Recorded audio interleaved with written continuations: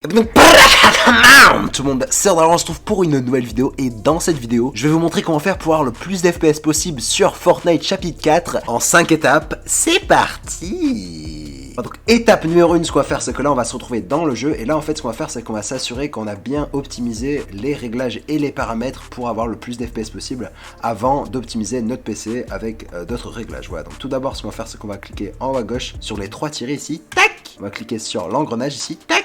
Et là, paramètres, tac!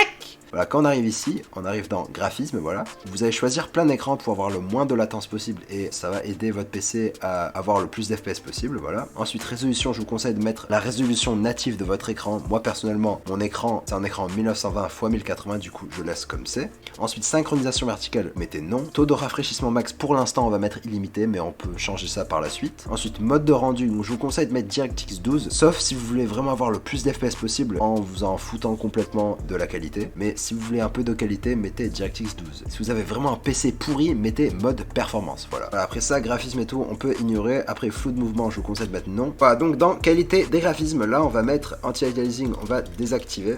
Hop, voilà, pour avoir le plus d'FPS possible. Résolution 3D, pour l'instant, on va laisser sur 100%, sauf si vous avez une carte graphique pourrie. Mais seulement si vous avez une carte graphique pourrie et si vous laguez encore après le tutoriel, je vous conseille de le descendre. Mais pour l'instant, on va laisser comme c'est. Géométrie virtualisée nanite, non. Ombre, on va désactiver pour avoir plus d'FPS. Illumination globale, non. Reflet, non. Distance d'affichage, on va mettre moyen. Texture, faible. Téléchargement auto des textures en haute résolution, non. Rappel des textures en haute résolution, non. Effet, faible. Post-traitement, faible. Retracing, non. Affichage des IPS, oui, comme ça on voit combien d'FPS on a. Latence faible, Nvidia Reflex, on plus boost, vous faites appliquer. Là ça va vous dire, veuillez redémarrer le jeu pour que les changements prennent effet, vous faites confirmer. Là on scrolle en haut, on va cliquer sur l'onglet son. Et là en fait dans qualité du son, on va mettre faible. Comme ça on va avoir moins de saccades et moins de freeze, voilà. Vous faites appliquer ici. Puis quand vous avez fait ça, vous pouvez fermer. Pour ceux qui s'en foutent complètement de la qualité, qui veulent juste le plus d'FPS possible et qui ont choisi le mode performance, je vous conseille de choisir le mode performance et de redémarrer votre jeu pour que le mode performance s'applique. Voilà, quand vous revenez dans le jeu,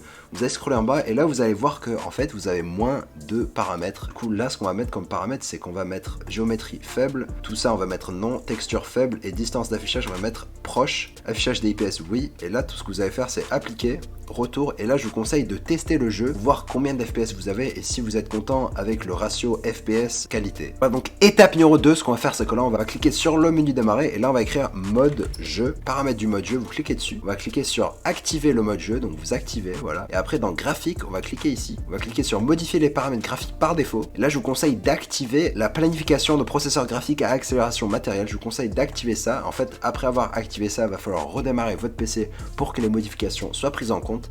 Et voilà. Et voilà, donc étape numéro 3, ce qu'on va faire c'est que là on va activer l'option d'alimentation performance optimale. Donc regardez, comme vous pouvez le voir, c'est ici. En fait performance optimale c'est encore mieux que performance élevée. Donc pour activer le mode performance optimale, normalement vous l'aurez pas en fait ici. Mais pour l'activer, regardez, je vais vous montrer, vous allez faire Windows, vous allez écrire CMD pour avoir l'invite de commande, faites clic droit, exécuter en tant qu'administrateur, sinon ça va pas fonctionner. Hop, vous cliquez. Là en fait ce que vous allez faire après ça, vous allez copier le code que j'ai mis dans la description de cette vidéo, en dessous, voilà. Vous allez copier ça, donc ça commence par Power et ça finit par numéro 61, vous copiez. Et là en fait quand vous arrivez ici, vous allez juste faire clic droit et en fait normalement ça va le coller. Si ça marche pas, je vous conseille juste de faire CTRL V et ça va le coller, vous inquiétez pas. Et quand vous avez fait ça, vous faites Entrée, vous allez voir GUID du mode de gestion de l'alimentation performance optimale. Quand il y a écrit ça, ça veut dire que vous l'avez activé. Tac. Donc là en fait on va aller vérifier si il est bien activé. Du coup on va mettre panneau, configuration, voilà, hop. On va cliquer sur système et sécurité, option d'alimentation et voilà. Donc moi vous voyez que je l'ai 2 fois parce qu'en fait je l'avais déjà fait auparavant. Et voilà, vous cliquez sur performance optimale et voilà. Si vous ne voulez plus performance optimale ou vous voulez le désactiver ou le supprimer, je vous conseille juste de cliquer sur performance élevée ou quelque chose d'autre. Et là en fait vous allez cliquer sur voilà, modifier les paramètres du mode performance optimale, vous voulez le supprimer, supprimer ce plan, ok, et voilà. Et c'est pareil pour le deuxième, vu que j'en ai un deuxième, et voilà. Moi je vais pas le supprimer vu que je le veux, mais voilà, hop, performance optimale, et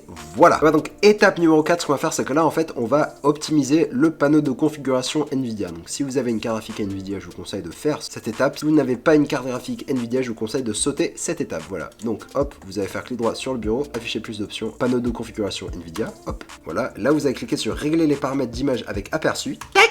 Et là en fait vous allez cliquer sur utiliser les paramètres d'image 3D avancés, vous faites appliquer, vous faites afficher cette page, tac. Dans filtrage de texture qualité, vous mettez haute performance. Dans mode de faible latence, je vous conseille de mettre ultra. Dans mode de gestion de l'alimentation, je vous conseille de mettre privilégier les performances maximales. Dans processeur graphique de rendu OpenGL, je vous conseille de mettre votre carte graphique. Et quand vous avez fait ces changements, je vous conseille d'appliquer. Et vous pouvez fermer parce que vous venez d'optimiser votre panneau de configuration Nvidia. Voilà. Et voilà donc dernière étape, ce que je vous conseille de faire, c'est d'aller dans le launcher Epic Games. Vous allez cliquer sur les trois petits points sur Fortnite ici dans bibliothèque. Vous allez cliquer sur gérer. Vous allez cliquer sur le petit dossier là. Tac. Vous allez cliquer sur Fortnite Game, Binaries, Win64, vous allez scroller tout en bas et là en fait dans Fortnite client Win64 shipping, celui là où il y a le plus de kilo-octets, vous faites clic droit, propriété et là vous allez cliquer sur compatibilité et là assurez-vous bien d'avoir décoché, désactivé les optimisations du plein écran parce que des fois dans des tutoriels précédents je vous ai dit et beaucoup de personnes, beaucoup de gens qui font des tutoriels ont dit qu'il fallait cocher ce truc mais maintenant avec les mises à jour de Windows 11 etc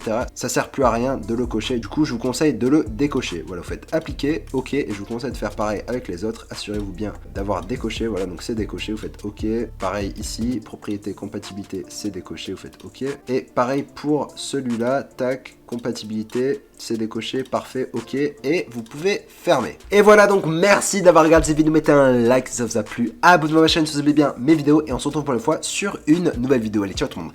Peace!